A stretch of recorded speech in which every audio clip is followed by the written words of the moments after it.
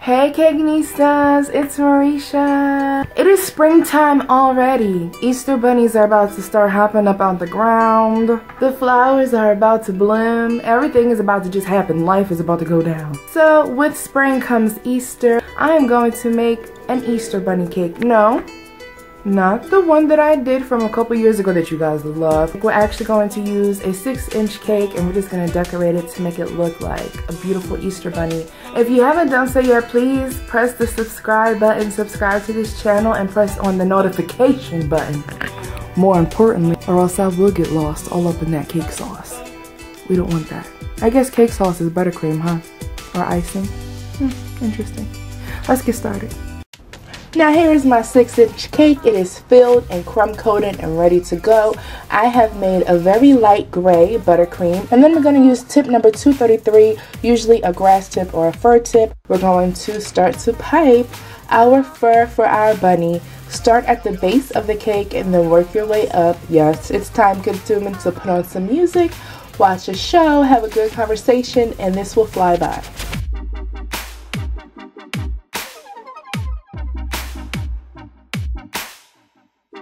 Now I'm going to roll out some light gray fondant and we're going to make the ears. So I'm going to freehand this, just 2 large ear shapes, pretty tall. After that, I'm going to set that aside and then roll out some light pink fondant. I'm going to make the inner ear section, so pretty much a smaller version of our larger gray ear.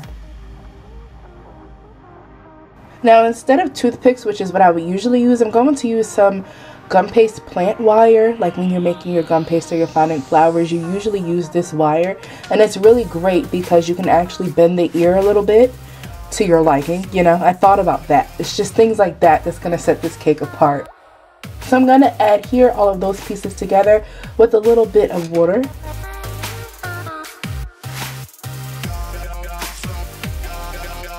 And then stick them right into the top of the cake. You can see my little bendation up in there. Then I'm going to pipe some of my fur onto the gray part of the ear. And this is going to make such a cool, continuously furry effect. Now we're going to move on to the nose. We're going to take 2 small gray balls of fondant and kind of push them together. Pat them down a little bit. And this is going to be that cute little mouth area on the bunny. I'm going to cut out a little triangular crevice at the top, and that's going to be perfect fit for my little pink triangle of fondant. Just kind of push that all, mush it all together in there, and then I'm going to adhere this all with water and put a little bit of frosting on the back and apply this right to the cake. Now my frosting on my cake has actually crusted, so you're going to see a lot of little pieces. I'm going to just call it fallout. So you're going to see a little bit of fallout. So now we're going to move on to the feet.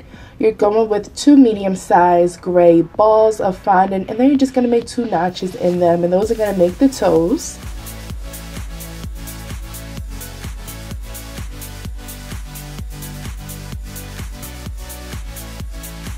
Then I'm going to use a small piping tip, probably like a number 5 piping tip, and cut out the pads of the feet.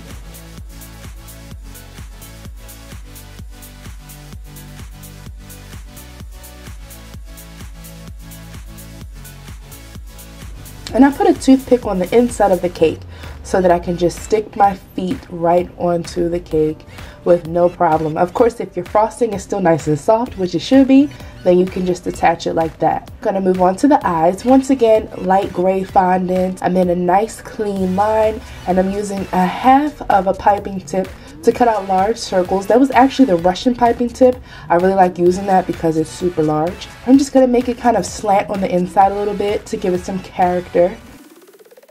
And then I'm gonna use some black fondant, and I'm just gonna line the bottom of the eye. Everybody needs a little makeup now and again.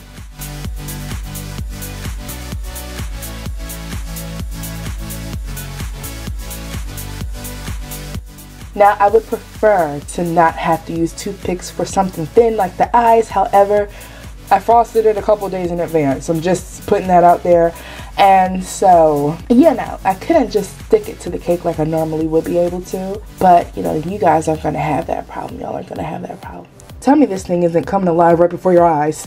Lastly, we're going to make some hair. I just rolled a couple pieces of fondant in little logs, thinner on one end and thicker on the other, and I cut little strands of hair into them, and I'm going to make like a little bang. And this is so cute because it actually looks like a scruffy but beautiful boy bunny. It's just adorable. I hope that you guys enjoyed this video. I love this cake. I think that you could definitely do it at home. If you have any questions, please leave them down below.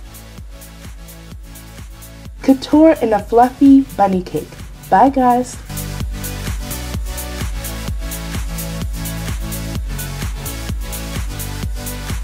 So let me know if you like this video down below in the comments. Follow me on Instagram at Marisha's_couture. I will see you guys in the next video. Bye guys. Yes, I'm holding the camera once again. I have to hold the camera because I lost the stand.